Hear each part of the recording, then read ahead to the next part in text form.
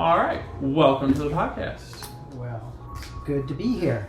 So we'll start out where everyone else does, as far as earliest childhood memories. What are we getting into? I realize that most of my memories are pictures. Okay. But the overall general theme was playing with my family, playing catch with my dad, playing badminton, running around the yard,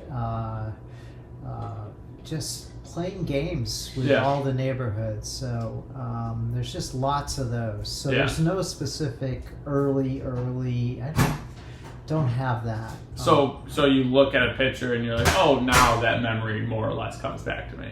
Yes. Okay. Did you have a big family growing up? I have two sisters. Okay. And older, younger? I'm in the middle. Oh, in the middle. How did that work out for you as far as family dynamics when you were growing up? Awesome, I think. I think the middle child's a pretty good place to be. Yeah. We were close, and we did a lot together. So, okay. My younger sister and I were really close growing up. Yeah. But yeah, really great childhood. Mm-hmm. So with your dad playing badminton and a lot of sports activities going on, was that something, were your parents athletes? They just like playing games? How did that come into play? Definitely, my dad was not an athlete, but he played games with us. And, he took an interest in me. I think playing catch with him all the time was one of those memories that I love that. Yeah. He was a good dad. I saw a show where it was the father was playing catch with his daughter because the daughter was just trying to learn about baseball because she wanted to see a boy. And then she was no longer interested, or the boy was no longer interested in her, but then she ended up enjoying playing catch with her father. So what about the catch was like so enjoyable for you? The engagement of my dad. Okay, yeah. He cared. Yeah. There's a lot of memories with that. I can remember foul tipping one into his lip and him having to go to the hospital to get stitches. But he was my baseball coach for Little League. Yeah. And went to my soccer games. My mom worked weekends, so my dad was very involved during the weekends. Yeah. Could you tell that it was a big deal then, or was it just in later years where it was like, wow, that was fantastic? I think later years. Okay. As I reflected upon who he was and his influence on my life. Yeah. Sometimes it's, when they pass that you really appreciate what you had. Yeah. And that was really true. I gave a message at church around that time, and I just realized that I had the good dad. Yeah. Yeah. What other than him playing with you as a young kid was the good dad for you? We used to sneak donuts. My mom didn't like sweets, and so we'd go downtown and get lemon-filled. Oh, very nice. Yeah, powdered donuts. Yeah. I don't know, and we would go to the beach together on weekends. So he was just very involved. He didn't like conflict. He was a gentle dad. Yeah. I don't think we really, I don't remember him yelling and stuff like that. So for your generation, was there a lot of parents or dads that were yelling at that point? I don't remember. Okay. I remember the parents, the neighborhood, everyone got together. The kids went out and they played kickball on the street. Yeah. It was a time when we ran the neighborhood and all the parents were around. Yeah. So I just thought he was a really good dad, a good example, that he set. I was talking to Grandma Bonnie last night, and she was talking about them playing softball, but you said you played a lot of kickball with the kids in the neighborhood. What was going on? Oh, yeah, every sport. So we were down in a hollow, and, hockey during the winter, the snowbanks became the boards, and, we'd play street hockey. We'd play baseball. You know, if you hit someone's house, it was a double. You know, on the roof was a home run. It was, you know, hide and seek the whole neighborhood underneath people's houses. I don't know. There was like, we had free range. Yeah. And the whole neighborhood was safe. That's super fun. Was there by your parents, hey, you're out of the house until dinner, or what was the communication there? Well, they were trying to get us back in. Okay. Yeah, I think at one point they got a bell, you know, really? ring, you know, because we just want to be outside playing. Yeah. Always. Mm-hmm. You Were you much into academics back then, or you were mostly just, hey, I want sports, I want playing with my friends, or what did school look like for elementary or middle school for you?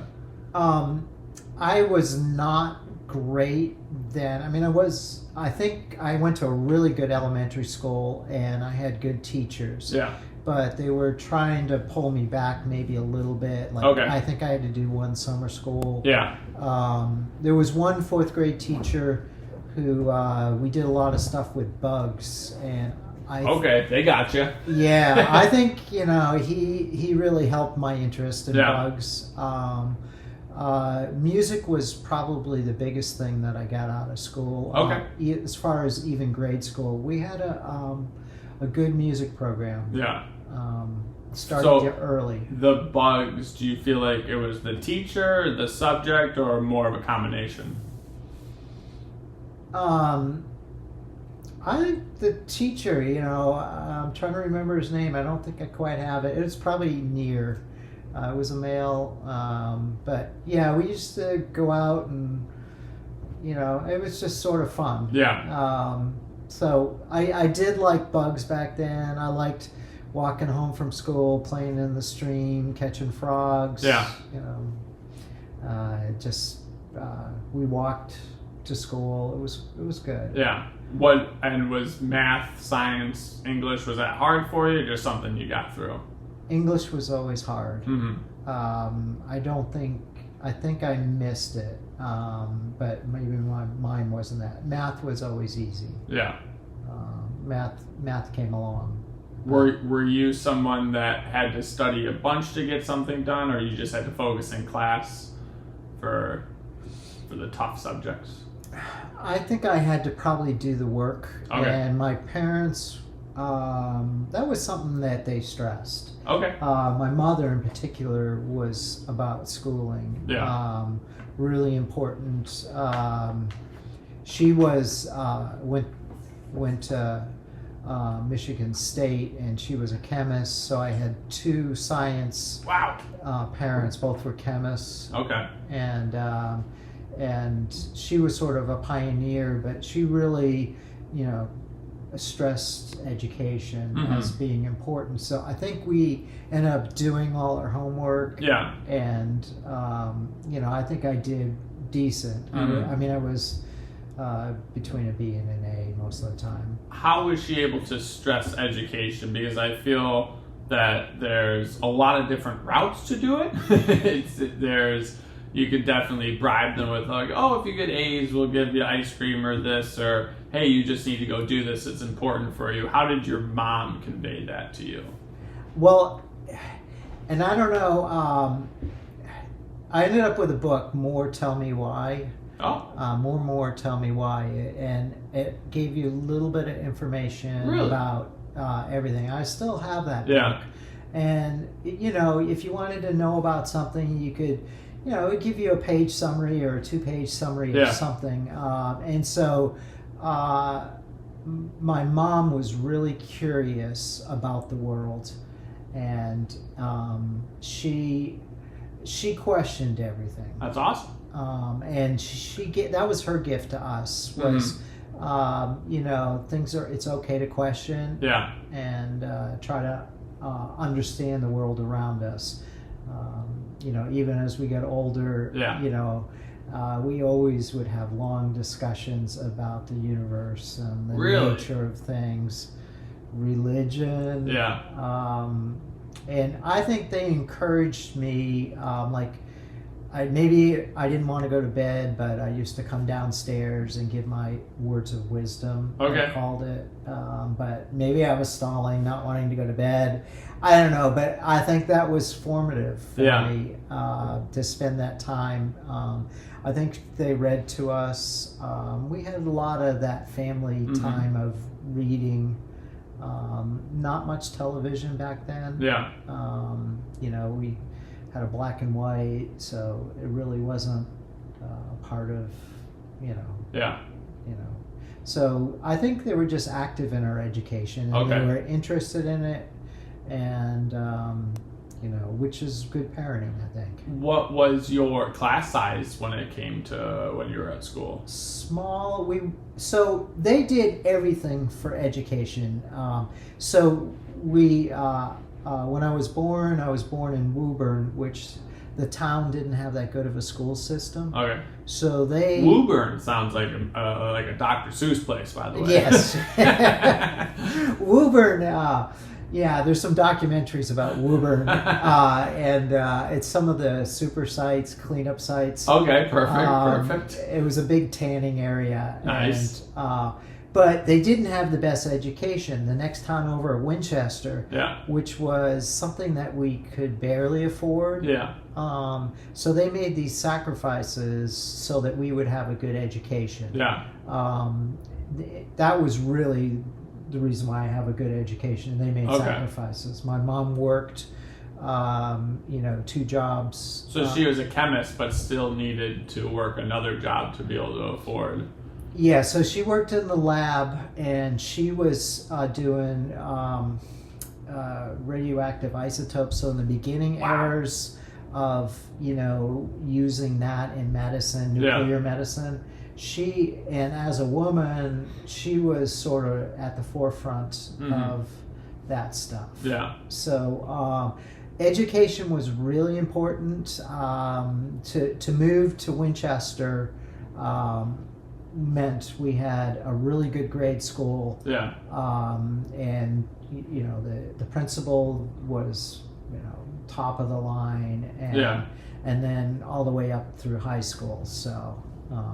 So when your mom's working with radioactive isotopes, and you said you were having big discussions, when did those type of philosophical discussions start, and what do you remember about those?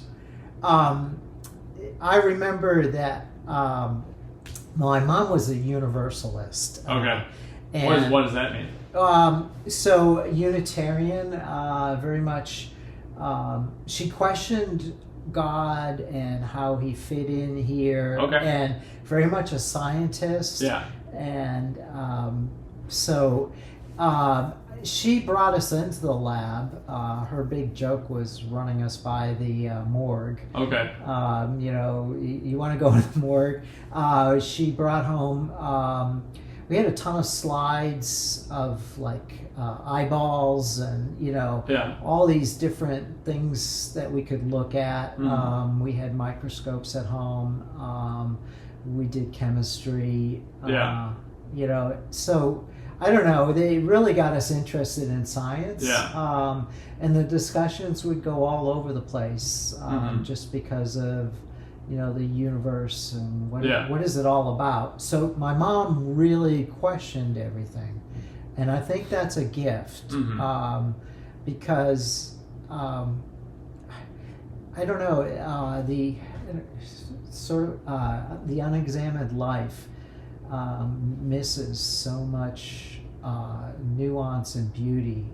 There's so much to the world around us that we generally walk by it and don't notice. So what do you mean by the unexamined life? Like the leaf, the caterpillar, the raindrop, is that... the whole works. The whole, that introspection of what is it all about? Why am I here talking? Why how is this even possible? You think about bigger things than just... what am I going to eat today? Yeah. And, what's next? It's like, how is this possible?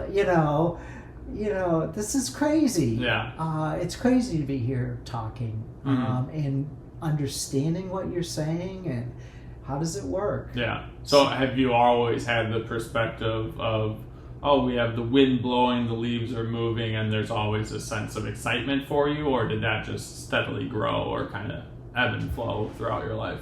It really grew. Okay. I'm in a different phase now in which I think it's very rich. Mm-hmm. But like most teenagers, alcohol, the party, you're not really interested in what's around you. You're interested in girls. Yeah. Did you have that phase while going through high school? I was slow. I was a little awkward.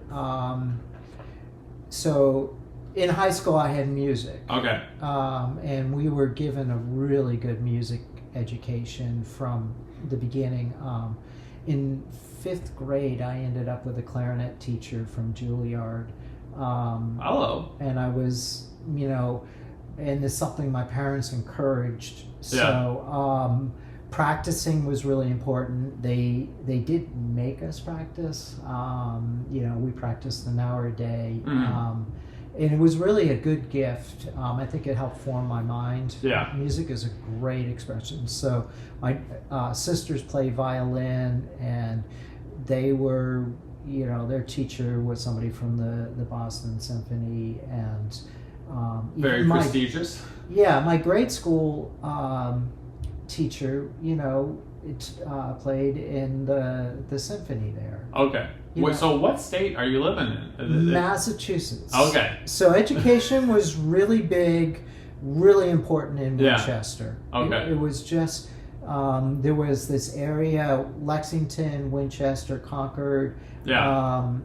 It was really important, and it might have been all the tech companies inside 128. Right. Or something like that, but similar to where we live now in Brevard, where we have the influence of the Space Center. Yeah. So it was really, I got to play in Adventures in Music in 5th and 6th grade. What's that? Do you travel with that, or? No, what you did was you tried out, and then they would pair up Boston Symphony players with students that are 5th and 6th grade. Wow. And there'd be one of them in between us, and just the excitement about all that. Yeah. So, and then it just led on to more music, Mm-hmm. districts and All-State, and so. That seems like a great program. How did you in either middle school or high school handle failure or struggles? I don't know if I had. I mean, it was awkward socially. I had pimples all over the place. Yeah. So I was really awkward that way. But I don't know. We had good friends. So when you say awkward, were you made fun of about the acne, or you just felt that you were awkward? I was short, and all my friends were 6 foot and played on the basketball team, and they call you names, stump, and whatever else. But it's just the way it is. I think people tease people. How do you feel like you internalized that? I remember one kid in 4th grade called me fat, and he said something about a whale or whatever it was. And I still remember that, and for a long time, I didn't take my shirt off. I go back and look at old photos, and by no means was I a huge kid. I had a thyroid issue, but it was just the way I looked at myself was so much worse than what was going on in reality. Do you feel like that was going on with you, or was it a rough time for you? It wasn't that rough. Okay. I mean, we sort of fought it out. Memory flashed of me standing up to someone teasing me. Okay. Taking a swing at them. Yeah. And I don't know. I was on the soccer team, so I had good friends. I fit in fairly well. Mm. I didn't really have, and then I was also in with the the jocks, the intellectuals. So I sort of went between all the groups. Yeah. So I wasn't really ostracized. Okay. I just I probably with girls I wasn't that comfortable. Yeah. Could hardly talk to them.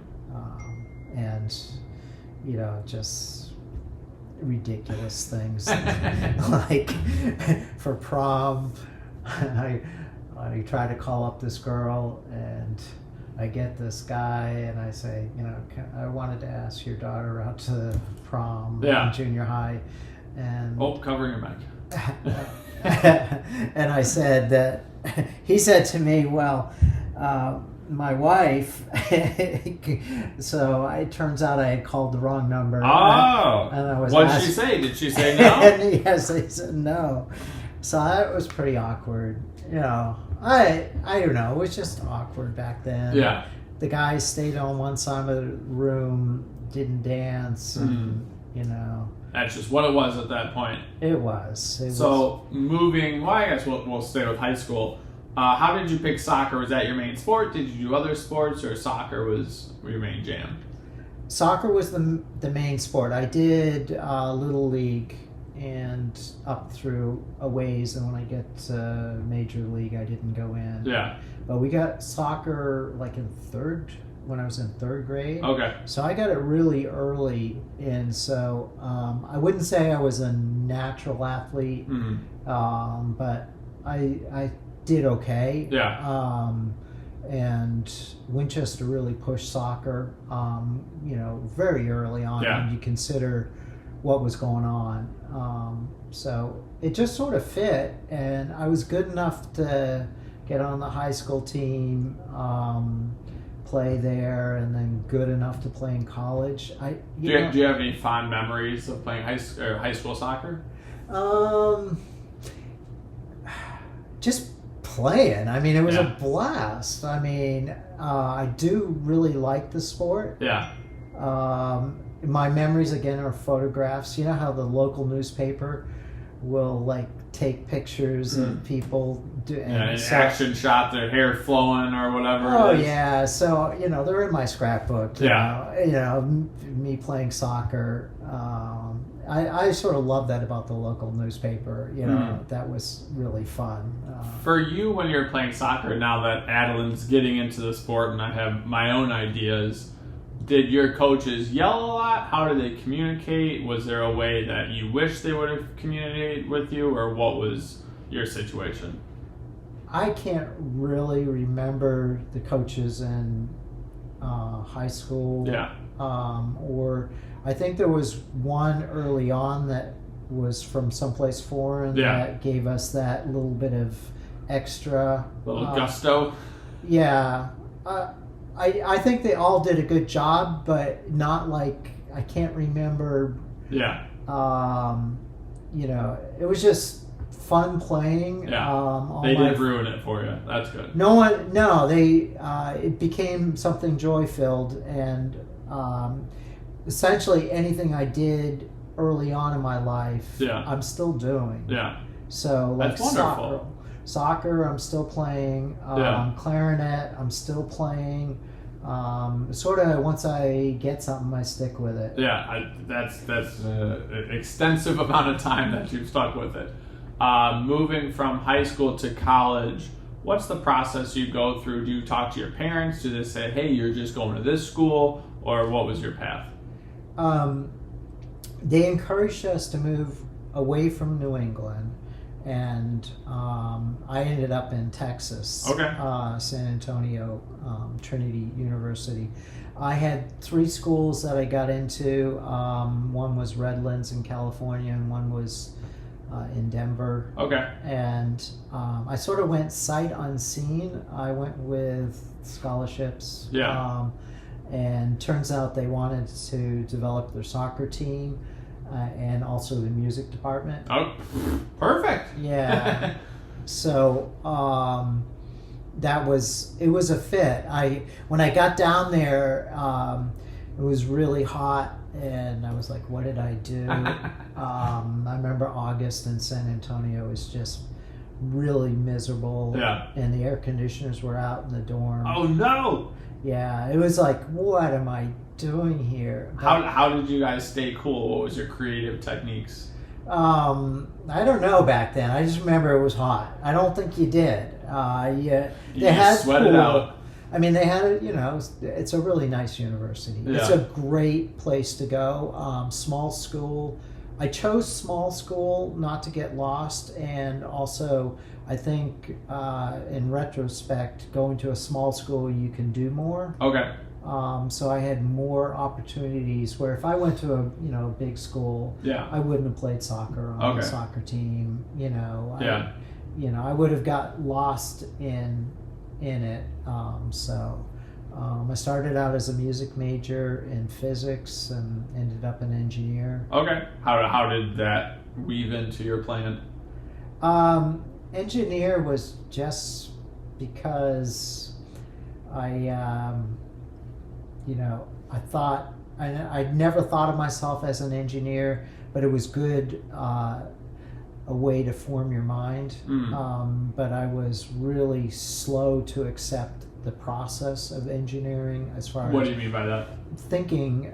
They teach you methods to think, Okay. and I always thought I was a free thinker, and Yeah. so being good in math at this point, I was really good in math, because I ended up taking calculus twice, and really I took it in high school, and then I took it again, and everything clicked. Yeah. So I had a really good basis, and I actually used to tutor kids. Okay. So things clicked in my mind that I had a decent mind, but I still fought the idea to train your mind. You can train it in methods so that you can apply that method to the next problem that you have. And in engineering, they really want to train your mind to be methodical. Okay. Write down the problem. Yeah. Label your variables, and then start your process. And Okay. I was more, well, I know the answer. Yeah. And it took me, I think, to my fourth year Really? to give in. Yeah. What got you to the point where you're like, okay, I see what you guys are doing here? It got harder and harder. Okay. Yeah, I mean, essentially, you had to start giving in, and I don't think it's a little bit like in music. You got to learn the foundation Yeah. in order to do the next step. You have to, really get a good, strong basis to then you can go beyond that. Yeah. So I think it's. I wish I had done better in English. Yeah. I would have a stronger foundation to work on now.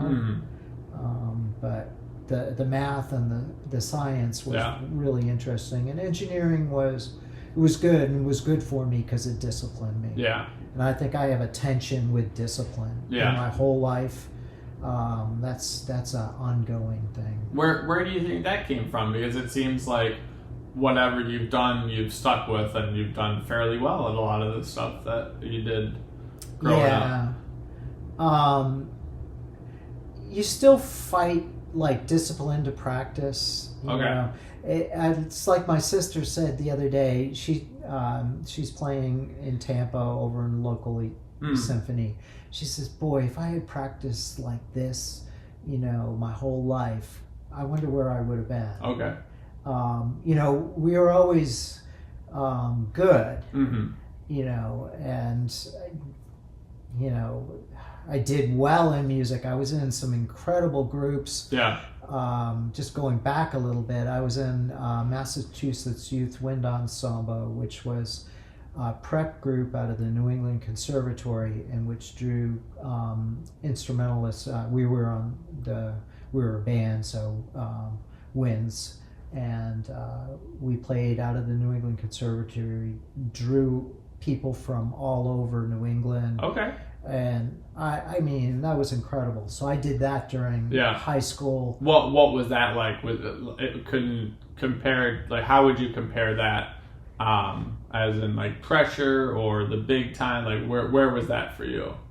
I really liked music. Yeah. I really, really. being swept away by a piece as you're part of it, and it's the chills go through you. Again, I wasn't the best. There were people that played with the Boston Symphony as a prodigy. We had those kids amongst us. Okay. So you weren't bad yourself. I wasn't bad. I had limitations. What do limitations look like for the clarinet? Clarinet, I have a double jointed pinky, and I have a slower tongue. Is the pinky a good thing or a bad thing? Bad thing. Why? It slowed me down. Okay. I had generally a good music mind. I could read music really well. Yeah. It's really interesting because the difference between my son and me, I am trained, whereas music is just part of his mind. Gotcha. We're very different musicians. Yeah. So there's ones that are mechanical, and I think that really helped me. I'm right. I can read, tell me what you want to play, and I can interpret it a bit, but I need to see it. Yeah. Whereas Tom could hear it and play. Okay. So I was good. I mean, I had a really good teacher. Yeah. And some drive. I felt like in college I switched from music major because I hit a wall. What was the wall for you? To be a music major in college, you have to play piano and you have to sing. Really? Yeah. What's the reasoning behind that? Well, you end up becoming a complete musician. Okay. So you end up, there's so much to music. You can do it just as performance, but in performance, you have to hear and know what's happening, and rather than being mechanical, it's musical and it's art. Do most musicians in symphonies or orchestras or the Boston, whatever you're talking about there, do they know the piano? And yeah. Oh, really? Yeah, so, I think if you go to any music school, though, you'll do both. Okay. And the importance of it, singing, I had some of that. We did in high school. My music teacher had me doing solfege. Okay. Which what's that? Singing do re mi. Gotcha. And singing the parts so that you hear it in your head. Has a lot to do with intonation, especially if you're on a stringed instrument. You have to hear the note in your head first. Yeah. Clarinet, not so much. More you put down your finger and it plays the note. Yeah. But all the other instruments, a lot of them, saxophone, you have to hear what you're doing first. Yeah. So that was your wall, that you didn't want to do piano and singing, or it just wasn't progressing where you wanted it to be? It wasn't going to progress. It was like, I think I had missed. So if I would, I taught my son music. If I would do it again, I would have got him on piano. Gotcha. I mean, he wishes he had that because chords are, the structure, and then from there you can play inside melody and things like that. But I'm essentially a single melody line guy. Okay. One thing after the another, a very linear thinker. Yeah. Whereas I think when you take piano, it opens up your mind to more of the whole of music. I played piano for 2 years, and then at some point throughout, the teacher learned that I didn't know how to read music fast enough. I would just memorize it before I got there. Yes. And he said, "This is very impressive, but not what I'm looking for." It's like that was it for me. But it was very enjoyable. What was it like living on your own for the first time freshman year? It was awesome at college. Really, the dorm life was great. Yeah. What were some highs of dorm life? We used to wrestle So if you're laying on your bed, you were susceptible to getting an elbow drop. Perfect. We had a blast. We on your birthday, you got stripped naked and thrown in the fountain. Oh, there you go. Your mattress could be thrown overboard from the third floor at any time. Yeah. I don't know. It sounds like some good old boy fun. Yes. I don't know. It was a blast. College life is, all you have to do is, go to class some. And, I wish I had learned more. I sort of probably could have been a better student. Yeah. I got by. I did. Yeah. 3. So at that time, were you going back home during the summer and times like that, or what were you doing with your family while you were at college? I went back home. Okay. Worked at Burger King. Nice. For 5 years. What's your best story and worst story from Burger King? Oh, we ruled Burger King. Yeah. So we were trusted, and then I guess we had some level of trust, but wow. The alcohol that was. I don't remember Burger King selling alcohol. What do you mean there? Wow. So my sister and I would close down the store. Okay. We would porter at night. Yeah. And you would make better money doing that. So we'd clean the store and the fryers. And, and we would just have a blast inviting people in. And I don't know. And we were the good. I don't think you can get in trouble now. No, I guess not. So you guys would invite people in and just have a party at Burger King? Yeah. That's fantastic. Yeah, we would. And but we were decent employees. We saw that the management really prided itself in moving the line. Yeah. So everyone was the goal was to get people through line. Yeah. As fast as we could. Mm-hmm. And so in that way, we were good employees. Right. We weren't total screw-offs. We did our work. You weren't hurting the business. Not at all. Yeah. Actually, that was pride to make that line move and work hard. Mm-hmm. But I think we did abuse some of it. Yeah.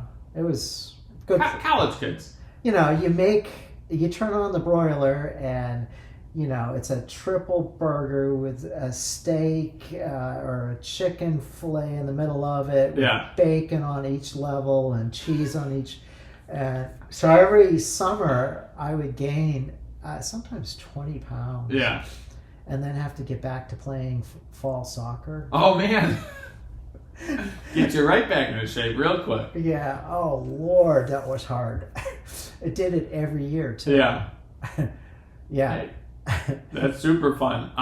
When you were playing soccer, what were some of your highs and lows while playing college soccer? Every year we got better. Okay.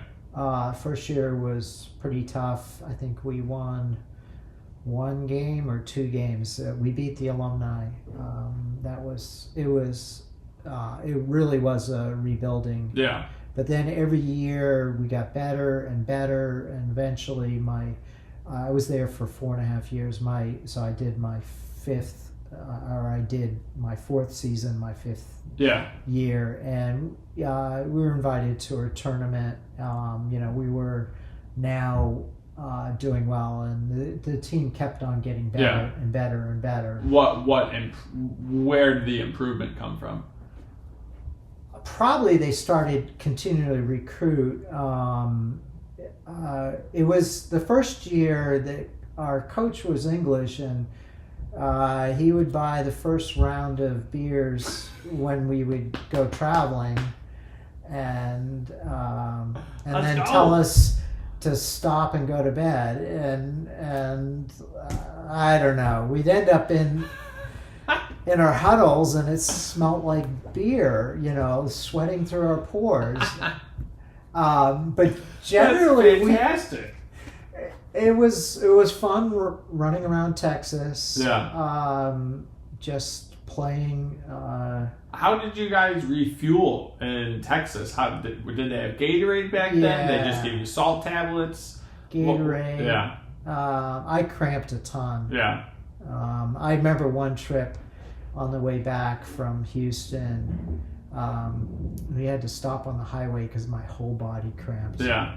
And my both sides of my legs, my stomach was cramping. I've never had a full body cramp. Yeah. They essentially laid me out on the highway, and they said, if you don't stop screaming, I'm gonna punch you in the face. I like that. I was playing in a church flag football league. A little more aggressive than I thought most church leagues would be, but still fun. But the team I was on kept dwindling every weekend. We'd have less and less people for the team, so I ended up playing both ways, offense, defense, and then we had it was either like a doubleheader or something like that. So I'm on my way home, supposed to go to the pool at Jessica's mom's house, and I was cramping all the way home. I got on the couch. I'm like, babe, I'm just gonna like take a minute here, relax for a moment, and then I go to sit up and just an abdominal cramp, and I was like, it's over. This is how it ends. It's so bad. It's how do you stretch that one out? Yeah, you just gotta try to breathe and let it go, and then not squeeze your core ever again for the next day. Yeah, it was always hot. Yeah. I think I didn't do great in the heat, but they did train you. We ended up doing a lot of wind sprints, and just the fact that you're out there playing so much. Yeah. And it kept me from drinking too much, really, is what it ended up being a really net positive, keeping me on track for my schoolwork, because it kept you busy enough where you had to be efficient, and you couldn't be a slacker if you're going to do engineering, which was, it was challenging. Mm-hmm. You couldn't just get by. What was your best night out with the guys from soccer? Boy, my mind went to bowling league, but they weren't in the bowling league. You were in a bowling league also? Let's hear that story. Let's go. Yeah, so our bowling league was from our dorm, and I don't know where this one's going to get aired. Let's go. Let's go. We're past the statute on most things, unless it was a heinous crime. No heinous crimes. We just bowling. It was the way we started off our Friday nights, and we would, drinking was. I was a weekend alcoholic. Yeah. A college kid, probably drank too much, but our team, that was you could do bowling league at 6:00 and start you Friday night. Yeah. And I don't know, our name was the Straight Hard-Ons because none of us had a decent hook. Oh, you guys just straight gas, right down the middle. That's fantastic. Yeah, and we all had like 180 averages or whatever. That's great for throwing a straight ball. Yeah, I mean that's great for any ball. I averaged, I remember for a long time, 181, and I just would always be around there. Maybe the 200, maybe the 164, but 181 or 180, that's nice. Yeah, it was, and then you would sandbag your last game because you were too drunk. And that would keep your average lower. So, that was sort of how, and you were playing, really, you're in bowling league, sometimes you're playing against your own average. Yeah. The other person is too. And right. So, I don't know. It was there was that, there was racquetball. So what was the best night out with bowling?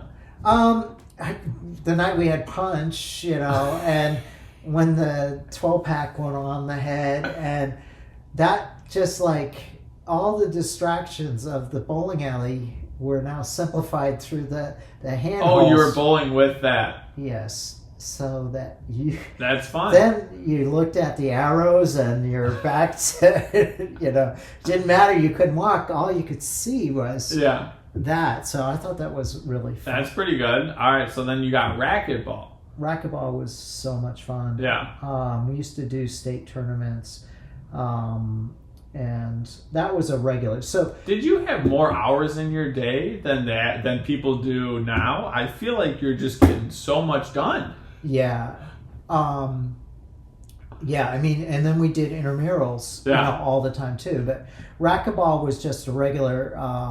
I even took it as coursework, to get that. You had to take a few throwaway classes. Yeah. And I just wanted to take racquetball. Okay. I really liked the sport. I think, when we did the tournament, I was like the second best player in the school. Ooh. I was close. Yeah. Good athlete enough. Right. But not when we went to the state tournaments. Right. Then I'm a high C, low B player. Yeah. So it was very humbling. It didn't matter how good of an athlete you are in racquetball. It's how smart you are. Right. It's a really good sport, thinking wise. It's very humbling when you see someone who doesn't look like an athlete should be, and they just clean you, and like you're just running. Right. So, but that was a lot of fun. Yeah. We played a lot of that, singles and doubles. And, so how bummed were you to leave college? It sounds like it was a good time. It was a good time. Yeah, it was a big change. And then I was a big brother to a sorority. Okay. I started Greek life and actually de-pledged because their hazing was awful. Okay. Too much alcohol, walking on coals, riding in a car 100 miles an hour. A little dangerous. Yeah, and I was watching my grades fall apart. And I said no, and so I de-pledged, which I guess nobody does. Yeah. But then it seemed to work out for you. Yeah, and then an honorary, big brother to a sorority was funner. Yeah. That was a blast. So, the social life was good. Yeah. So when you are heading into your 5th year of college, what does the next step of life look like for you? We finally moved off campus. We didn't do that until our 5th year, which a little bit of growing up, and for me it was to graduate. You had to see it through. Yeah. I had started engineering a whole year late. Okay. So the extra half year was actually pretty good. Yeah. I caught up, and I think my only regrets in that I didn't really take engineering. Like, I really like engineering now. I think it's really cool. Some of the principles are embedded in my head, and now I wish I had spent more time. Yeah. Because I think, as Grandpa Tom said, math can be used to model the world around us. Yeah. So we can do a lot of that, which I think is really interesting, that we live in an ordered world. How so? So generally motion and things obey the laws that have been, the natural law that has been established. So that's how and why scientists were able to explore, is because it is ordered.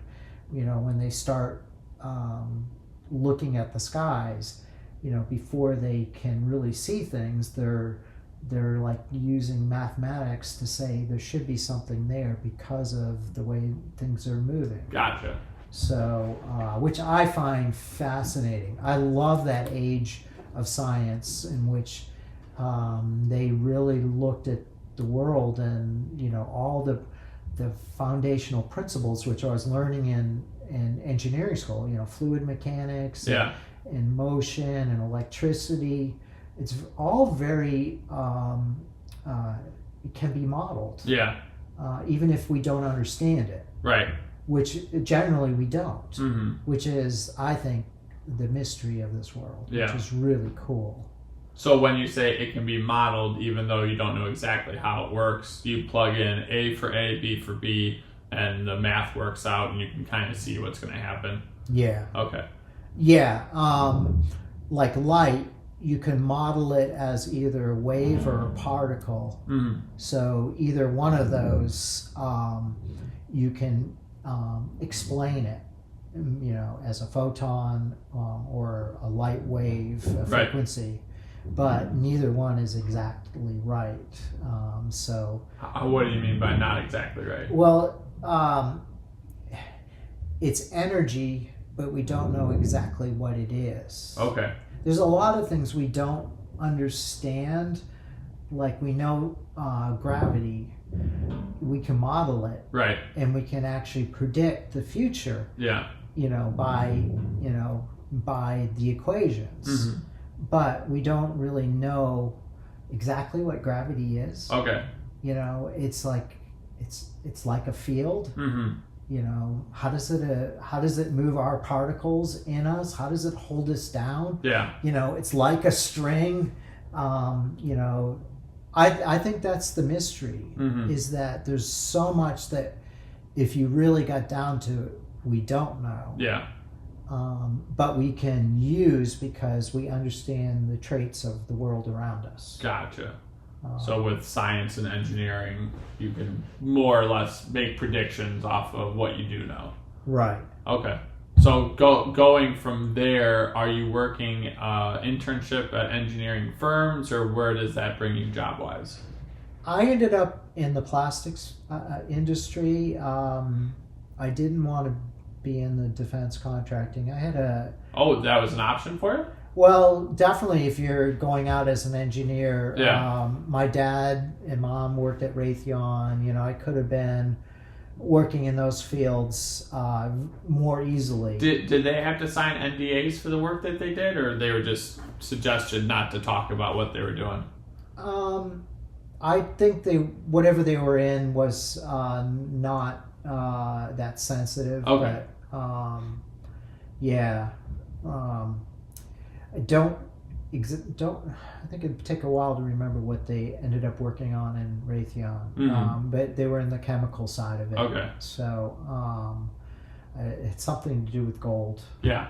So so then you chose a different path. Yeah, I ended up in the plastics field, and it wasn't a perfect match for me. It was, some of it was really good. I ended up only being an engineer for 2 years. Okay. I worked. We were blown film extrusion. I got some hands-on. We had to work on the equipment. Extruders are sort of fun. Yeah. So I had a little bit of that. I had a little bit of working on the inventory program, a little bit of everything. But I don't know. It was not a match for me. Not 100%. So What does not a match look like? More of a sitting in an more of a office. feeling. Okay. Yeah, sitting in an office, or So I had a big change in my life that happened. There was really a big pivot point that came. Mhm. And it started in college. I used to hang around with Fellowship of Christian Athletes. They would invite me to things, and I was part of another group, but I was always on the outside. Okay. I really had I had a real, like, for me, my mom's Unitarian beliefs were part of my core. Yeah. I saw that all roads led to the top, is basically the visual image. Yeah. But the event that happened in my life that changed everything, which, crazy enough, it involved drinking. Yeah. But crying out to God, if you're real, I will never believe unless you help me. Yeah. And he chose to hear my cry. Mm-hmm. So how did he hear? Like, what was the steps following that?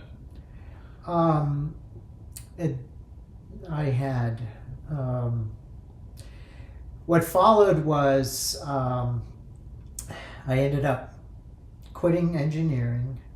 I became a carpenter because Jesus was a carpenter. Yeah.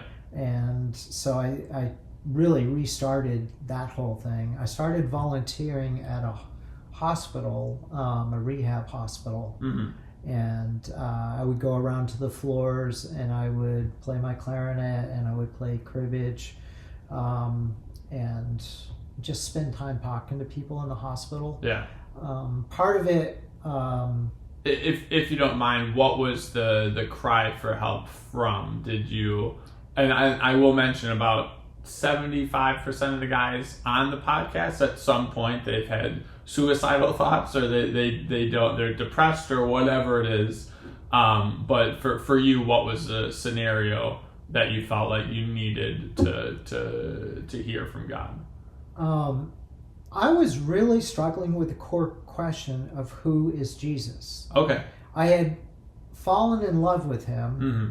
because of who he was and what he said. But the main issue for me was, who was he? Was Okay. he God?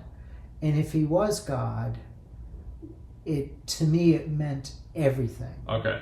It was a complete change in everything he said. Carried a whole new weight. Okay, so that Jesus was God. Yes. Okay. And that was my big struggle. I was struggling with alcoholism, probably a weekend, just crazy drunk. Yeah. And I was searching for meaning Okay. in life. I didn't see it in engineering. I didn't see purpose. I didn't Gotcha. see, nothing was right, Yeah. I think. So I was searching, and I was searching pretty hard. Again, sports came into, people invited me to go play basketball in Mhm. the church league, Yeah. playing softball. Community changed a lot of this. Yeah. It was a friend of my sister's who came into my life, who was the guy that you could ask any question, Yeah. and we would sit there at a wrestling match in the Boston Gardens, and we're talking about life and what it's all about. Yeah. And this guy had a great mind, and also a kind, compassionate. So he gave me a few books to read: C.S. Lewis, Mere Christianity, Okay. More Than a Carpenter by Josh McDowell. Yeah. They sort of formed that whole, like, Lord, I will never believe unless you help me. Mm-hmm. Which I think, for me, I couldn't go into it lightly, Mm-hmm. because I think I knew if that was true, everything changes. Okay. And then everything did change. So going around to the hospital, working, volunteering, I met a guy who, Michael Galvin, who essentially was me, a guy who drank on the weekends. He was a carpenter, and he ended up with Guillain-Barré when I met him. And I just, saw him, and he had these huge holes in his body from bed sores. And, Yeah. and he was paralyzed from the neck down when I met him. And he started getting back his upper body. Wow. So we ended up playing cribbage a lot. So, for me, I was like, well, why is that not me? Yeah. I couldn't understand that, this in front of me. And so we got to be good friends. And when he went to get out of the hospital, I was now a carpenter. Yeah. And so I started, I built him a ramp. Mm-hmm. And I thought to myself, well, this is what I could do, because I was also entertaining. I had started going to school. I had to know that the scriptures were true. Mm-hmm. So I took a biblical archaeology course that really, it really helped me settle a few things. I just, my faith can be based in reason. Yeah. Faith is not in things unseen. Okay. Faith is something that is that you can grasp and hold on to because it's true. Okay. So everything changed at that point when I was like, I could do this. And the crazy thing is, at that time, a very formative time, I was also volunteering in the pool program, and that's where I met Karen. Okay. So it all like came together. Here was this beautiful woman who she knew way more about construction than I did. Yeah. You know, and she liked tools, and you know, was we just seemed to hit it off really well. And then when, you know, Michael goes to get out, and he ends up starting or naming Able House. It was, you know, him who named it, and I ended up starting the company. Okay. And Karen and I, you know, really grew quickly together. So a really interesting, formative time for me, where I found a way to serve others. I love cutting wood. I love creating. So when you find what we're made for, it's like there's a certain sense of me that just is satisfied when you make something better, or restore something, or you know, there's a lot to that. I think it's a good profession. I think it's a really you can serve your fellow man, and you can love them through construction. Yeah. So very idealistic. I would, you know, when people get out of the hospital, I would make ramps for them. You know, I would show them my costs. I'm not in it for the money. Yeah. To be quite honest. Unfortunately, Karen, she, you know, we're modest income. I'm not taking advantage of all my skills that way, but I have found a way to make people's lives better. And to one of the things is there's the priesthood of all believers, that if you are a minister, you are almost secluded from the real world. How so? You have your flock, but you're not out in the world, and people treat you differently. Okay. You don't have the same relationships, but I'm like a free agent in this world. I get to care and love for others, especially if you take out the big profit motive that you have to do this to, you know, I make enough to live, and I live a comfortable life, and enough to give more, but it certainly is not my motivation. So it's a really fun career. And it's creative in that you get to modify spaces so that people can live. You're creating accessibility, and I think when I look at our lives, we're helping make God accessible to others. Okay. You know, that's what we do when we share love. We're sharing His love so that maybe people will see that they too are loved. So when you're making decisions about your career and going into not woodworking, what is it? Carpentry. Yeah. So you're going to carpentry. How do you make decisions about like your daily life and your future, or that's more of when it happens it will show itself to me, or how do you plan for things? I had a period of time in my life that I had to go back to working for someone. Okay. So I had a 4-year stint of being an estimator, but then I made it back to Able House. Okay. And when I got back to Able House, I think because Karen was really generous, you know, we were in poverty. Starting a business when someone who's not profit oriented is hard. That's tough, yes. Yeah. So how do you make decisions? I've always found that something's been guiding me. I don't advertise. I try to do the next right thing. I think if you do that, that good things will follow. Yeah. And you're planting seeds for a future that you don't know So what it'll be like. How do you quote somebody on a job if profits are not of interest to you? It's really strange. I'm very much a capitalist, but I also have this communist, I think a personal communist side of me. Yeah. I think I should be rewarded for my time. Okay. And I have to, when I do an estimate, I used to put a picture of my family in front of me. Yeah.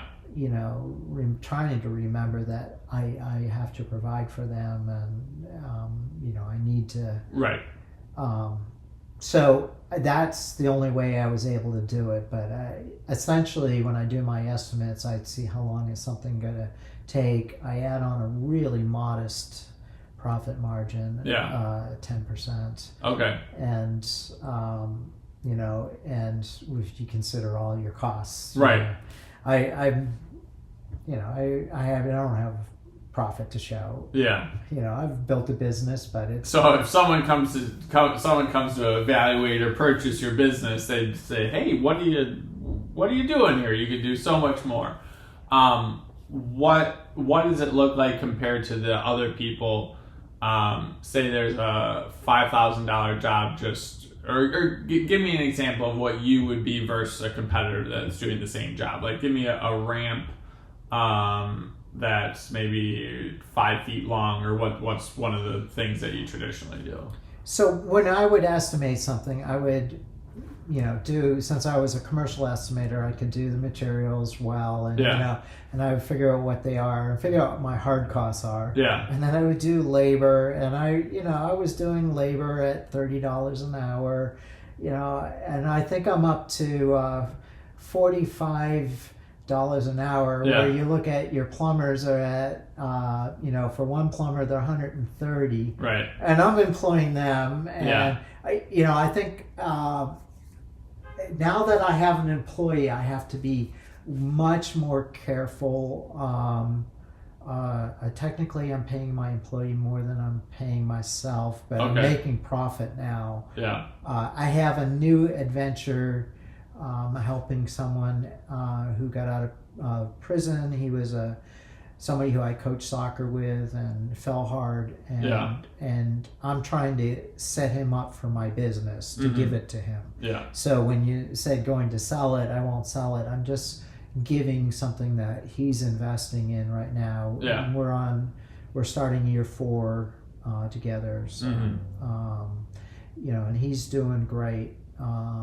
It's so cool seeing him grow. So, and I'm wondering if I have a few more of those in me, whether I will do that. The physical work of working is getting harder and harder. But I found that there was another way I could give back. And I've done that over the years. I've worked with people out of recovery houses. I'm not the best for that because I'm naive. How so? Well, I think when you're dealing with addicts, you have to be wise. Okay. And there's a certain deceitfulness that goes along with that, that behavior. And if you're going to be wise, you can help them when you see them starting to falter. Yeah. But it's not really wired into me. And I don't know if I want to unwire it either. Right. I think I always live in hope. Yeah. I always see people, in the best light. Yeah. So there has to be a sense, either you got to be hold them accountable really strong and maybe set up measures. Yeah. And have them, pee in a bottle and, Right. But I have had people working for me that I thought were all set up. They had bought a house, they got married, they had a car, and we were all moving along, and I watched them crash. Now, I'm going to tell a short story and then we'll get back to that. For the naivete, I had a friend that was an addict. I didn't know he was at the time. But I would drive him places, be like, oh, hey, I'm going to go pick up my mom, like a birthday gift or whatever. Or, hey, can you take me here? Can you do this? And whenever he would come out, he's like, oh, I'm surprised you waited. And like half hour, 45 minutes or whatever it was. Like, yeah, I was suspicious you were in Walgreens for half an hour, 45 minutes, but I didn't know any better. And stuff would go missing at the house. And like, I didn't learn until later that he was stealing and selling things. But that's not something I usually look for when people, like, usually when someone tells me something, I'm like, oh, okay, like this is what's going on. Yeah. But back to they have a family going, they buy a house. What is your thoughts of why that is happening? Is that some type of negative aura? Is there something in religion that someone's pulling them down? Is something mind captured them? What is your ideas on why these negative things happen to them? Addictive personalities. I've had several friends, and it's really strange as I'm trying to figure out what it is that grabs them and holds them captive. And the terminology that I want to use, I'm not comfortable with, but it's like a demon has got them. Yeah. And in more and more, I understand this world as being both physical and spiritual. Yeah. There's two realms that coexist in the same space. Yeah. So I see that that it's grabbed them and they have to be set free. Okay. And there's a lot of times they're not free. Yeah. They're still bound up, and I don't like how AA does it, in which they assume that I am an alcoholic. They turn it into an identity. Yeah. I don't think that's true. I think they're bound up. Mm-hmm. They are a child of God who's bound up and tied up with whatever addiction or something like that. And well, I think AA was also, the founders also thought acid or was it acid or other hallucinogenics were a profound part of AA, so that they could discover or see just different things. And I think that did help a lot of people to get that different view on things. So I'll have to send you some information on that, but there's a lot of out of mind or out of body mind experiences, more spiritual, that people would say is the either type of mushrooms or whatever it is they're taking, that afterwards their addiction has been gone. And so I'd be interested to hear your thoughts on that. I can't remember if it's ibogaine or something else like that, but I'll have to send you something on that. I like their 10-step process. Yeah. I think there's a lot of good in that, especially in the healing part of it, the forgiveness part. There's a lot I like about them. Yeah. Identity is sort of something I think is, for me, really important. When we look at each other, we look not at our faults, but at it as our worth. Yeah. From God's point of view, our identity is valuable, and I refer to people as treasures. Okay. Treasures can be tarnished, there can be, but they're still treasures. Yeah. So the core of any person that I see has an intrinsic value given to them by God. Yeah. But I don't know what exactly. I know addiction based in my life because I'm diabetic, and sugar has that same addictive quality. Yeah. That is powerful. Yeah. And it turns me into a liar. I cheat. You name it. I think I can almost now understand them. I might do better.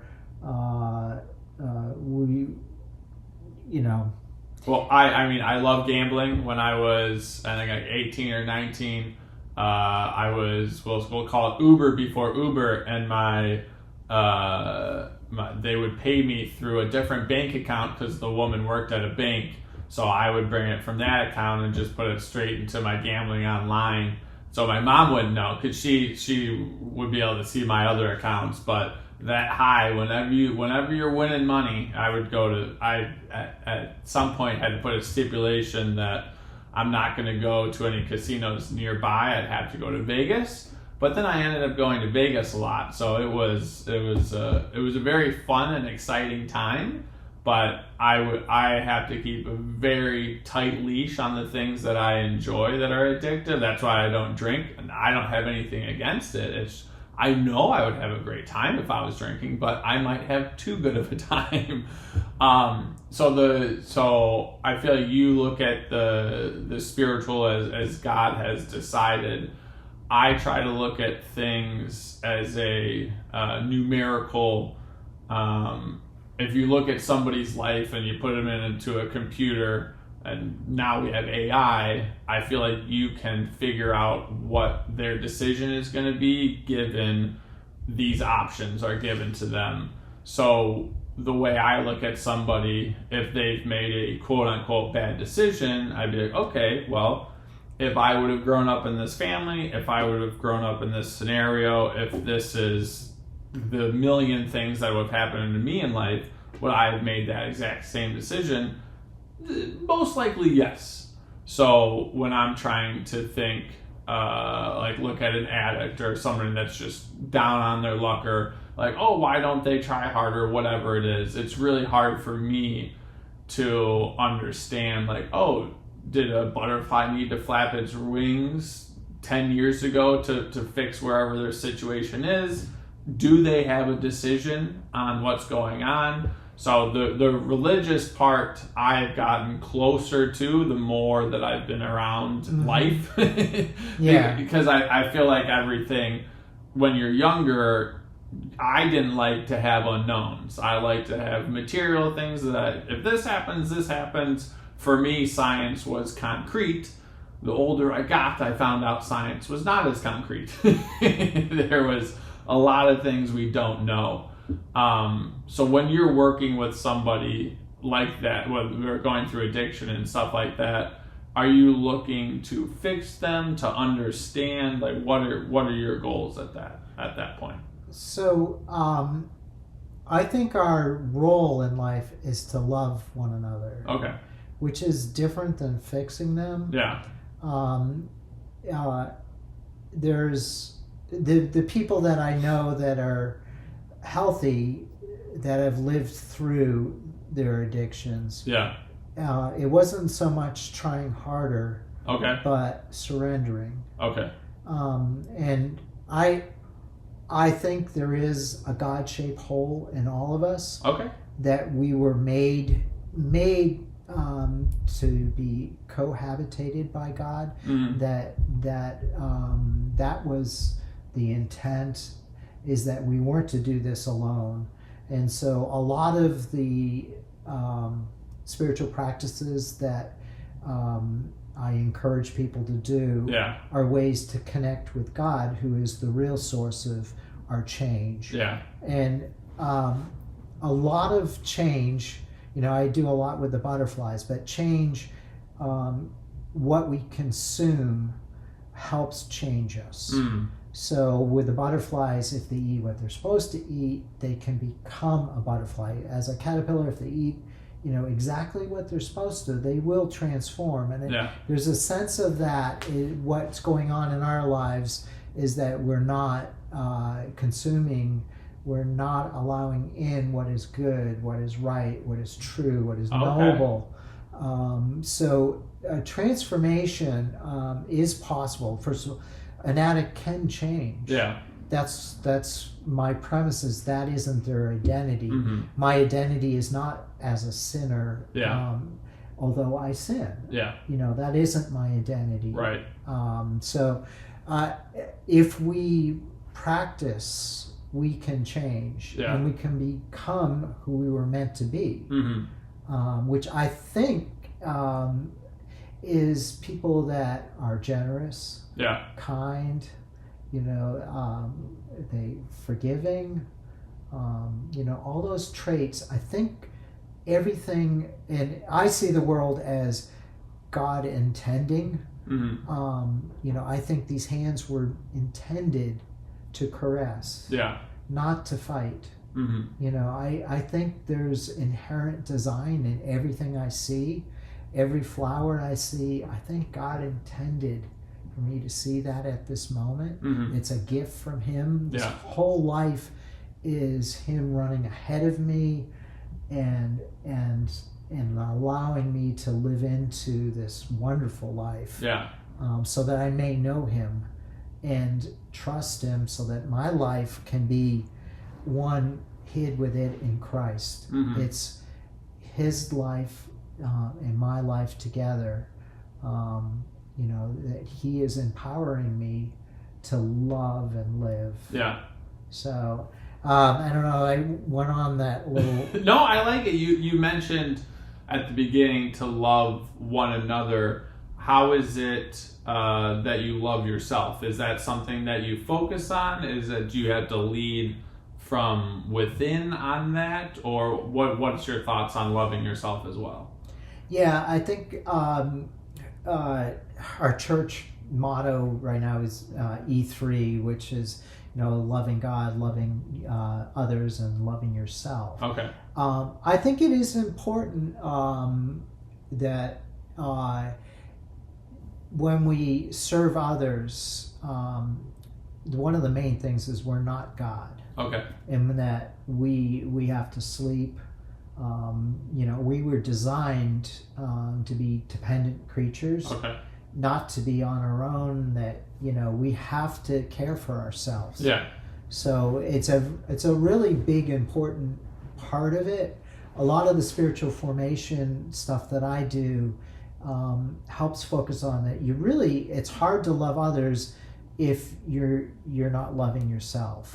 If you're not finding value in yourself. You're not a doormat. You are beloved by God, and you are to love others, but not over yourself. We're meant to live. And we're meant to enjoy this life. I always think that one of the most important things in this life, the greatest gift we can give back to God, is to enjoy life. And just live in that thankfulness that we get to have this time that it's precious and it's incredible. We get to know each other. We get to live lives. We get to have challenges. We walk through valleys. We climb mountaintops. Have babies. They grow up. It's an incredible life that we have. And so one of the greatest things we can do is live in joy, in gratitude to God, because it's just utterly amazing. Well, I feel like this is going to be part 1 of 5 or many, hopefully more than that, but we'll finish up with the last 2 questions that everyone gets. What's your definition of health? Not necessarily the dictionary definition, but what is health to you? So it's both physical and spiritual. I always thought that if I had spent as much time on my body as I do to tending to spiritual needs, which, rest, relaxation, time in nature, solitude, all those spiritual practices are about creating a wholeness to yourself. I am not spending as much time beating my body into submission. I'm slowing down. I'm entering into I'm in my second half of my life. And it's okay. I will be less doing, more being. But my presence is a gift, just as I see others as their presence as a gift. So living into, I think I started about talking about being disciplined, and I'm not as disciplined as I could be and with my eating and my health. I'm relying on medications for, as a crutch. I think some of it I could do better at. That's why I understand addictions. I understand sugar addictions. So I think most of my stuff is what I consume. Okay. And I'm very active, and I hope that I will continue to be active, but I will do as I can. Yeah. I think maybe my days of doing triathlons, I've got one in 2 weeks, and I'm going to say no to my sisters. Okay. It's hard. It's like, not at this time. I don't think I can. And that could be the last time that I do one. Yeah. So that's interesting. But when less is more, you can live even more when things are less. The journey to being is what life's about. It's not the journey to doing. Okay. We rest in who we are. Yeah. So it's okay, and I'm looking forward to new stuff. So, I mean, my health is both physical and spiritual. Yeah. And one is often neglected in our lives. We are spiritual beings inhabiting physical bodies. At least that's how I see this world. Yeah. And there's something that will continue on. My body will not. But my spirit, my soul lives and will continue to live. And so soul training, just as physical training, is really important. Yeah. That's my focus. I like that. And then what's something from your life that you think that people listening to the podcast would take away as a positive? Live a life of adventure. I think that, and that's what I pray to God all the time, is that my life may be adventurous. So take chances, do things that you don't exactly feel comfortable doing. Yeah. Look at it as an adventure. You may fail. Yeah. That's adventures. You may not succeed, but I've always thought that loving may fail. Yeah. It's sort of like an adventure. When you reach out to somebody, they may reject you. Right. And that's okay. That's life. So I think just looking at our time as an adventure, to explore. Yeah. Not to spend our time thinking about what is actually happening. And then so everyone has a cause, or I think this is my cause. Let me word it that way. Is that I am concerned that we're living mediated lives, and that they are so addictive. And I am caught in this just as much as you may be, or anybody else be. But I do believe that we were intentionally made and to experience all our senses. Yeah. And I think a mediated communication is different than a live communication. Yeah. That there's so much more that happens, and I would encourage people not to necessarily watch sports, but to play. My other so turn it off is one of my big things. Is I think we got to turn it off, but then you need to fill that space back to the way it was, and play is one of those where we get to practice loving one another. Yeah. Which play, that's when I play soccer, I'm practicing loving my fellow teammates and opponents. I'm learning to love, and that's what life's about, is learning how to love one another and how to love God. So, adventures would be, join a soccer team, play, do things that you used to do. There's so many adventures to be had. This world is filled with them. So I think they're all gifts from God. Absolutely. Thanks so much for coming on the podcast. This episode is brought to you by Vital Athlete. And listen up, this could make a real difference.